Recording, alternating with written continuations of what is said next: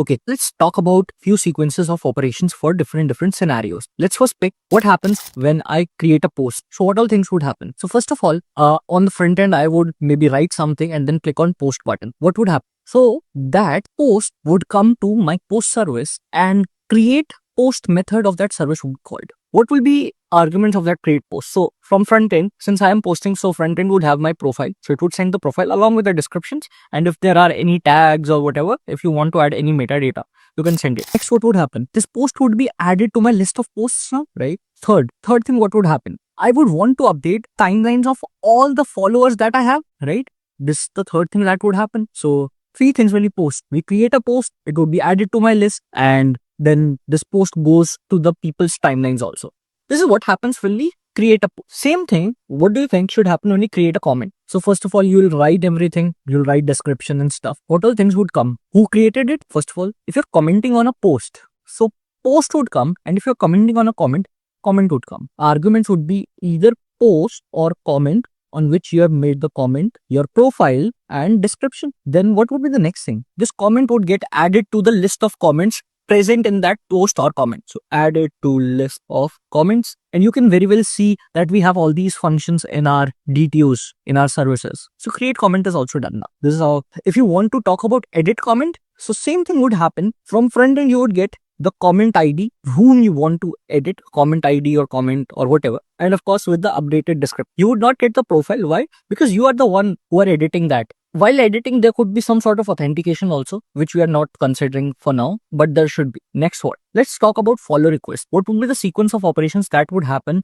when you send a follow request? So first, what happens is you generally go in the search button, in the search text box, you search for profiles. So what would happen? You would write, this text would come to the backend. Backend would search for all the profiles starting with the keyword that you have written in that search box. This is what would happen. So where would the call come? So it would come to search service. So search service with the keyword. Then what's next? Of course, searching of profile would happen. Search profile method in your search service would be called. This would return you the list of profile. You go on any of the profile. What would you do? You'll press on the follow button. So what would happen? Now you are creating follow request here. So create follow request, a method of that follow request service would be called. Next, what would happen? Supposedly there are two people, A and B. A wants to follow B. So B got a follow request. So this new follow request would be added to B's active list of follow requests, right? What's the other thing that would happen? B would receive a notification also saying that A has sent you a follow request. So notification service would be called, which would send notification and create notification.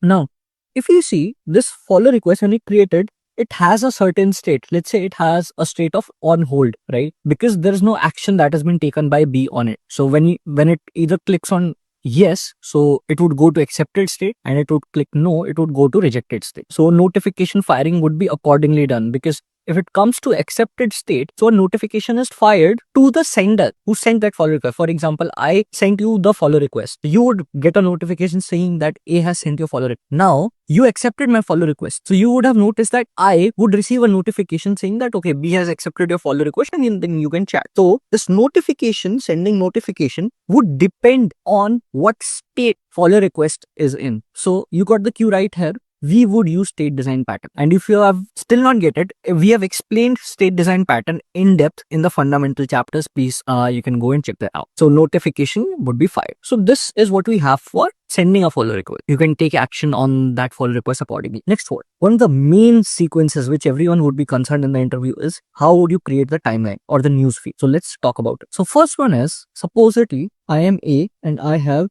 3 followers. So if I posted something, of course, my followers would want to see that post in their timeline. So if I've posted something, what can I do is I can go and add it to their list or add it to their timeline. This is what I can do. Now, supposedly I have 10 million followers. Now, would we go and add to all the 10 million people's timelines? Don't you think it would be too much write intensive and things would crash? So this would not be the right way. But we got to understand from this, most of the users, most of the profiles that we have followers between 0 to 1000, let's say, or 10,000 maybe. Most of the profiles are like this. Celebrity profiles are lesser, which would have, let's say 1 million, 5 million followers. So from here, we got that profile is of two types, normal and celebrity. For normal profile, this approach is right.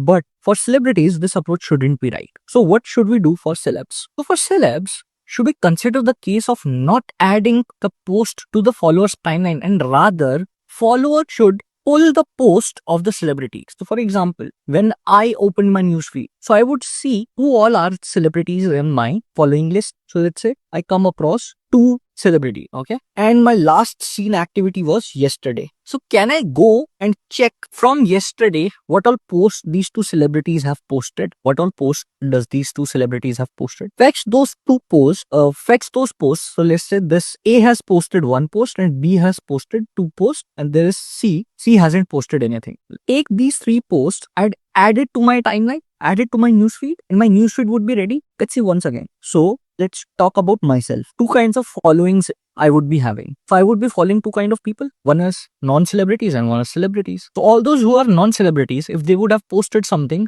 it would have automatically been added to my timeline. So this is one. And second is, I would pull the posts of all the celebrities and add it to my timeline. This would result in the final timeline that we have. So now how would you pull the post that celebrity has posted? Which posts will you pull? Of course, you would have a last seen activity. We have stored last seen in every profile, right? We have that data member there. So what I'll do, on the list of posts that the celebrity has, every post has a timestamp, right? We have post timestamp in the post also. And let's say I want, so my last activity was 12 a.m. Okay. This post is 11 p.m. and this post is 1 a.m. What can I do? I can use this time, do a binary search on this list and send all the posts after this time, which is this here. As a result, right? Simple application of binary search. You can think of other methods also, but this is what I can think of right now. And this is how my timeline would be created. So timeline would be created by 2 mechanisms, push and pull. We would be pulling celeb posts and we would be pushing our posts to all our followers list check-in. Of course, if we see here, this could be done asynchronous also. Right now, we are just dealing with the design, so we'll do it. We'll code it accordingly. But this function should also be asynchronous. We should not block posting the post till the time it's not added to this list. This can be asynchronous. So we'll use observer design pattern here. Why? If you see, if I've posted something, I would want all my observers update their timeline accordingly with my post. So you would have observer design patterns. Hope you would have understood why we are coming up with observer design pattern. I think this, you would have understood timeline creation also. Thank you so much. I'll see you in the next lesson.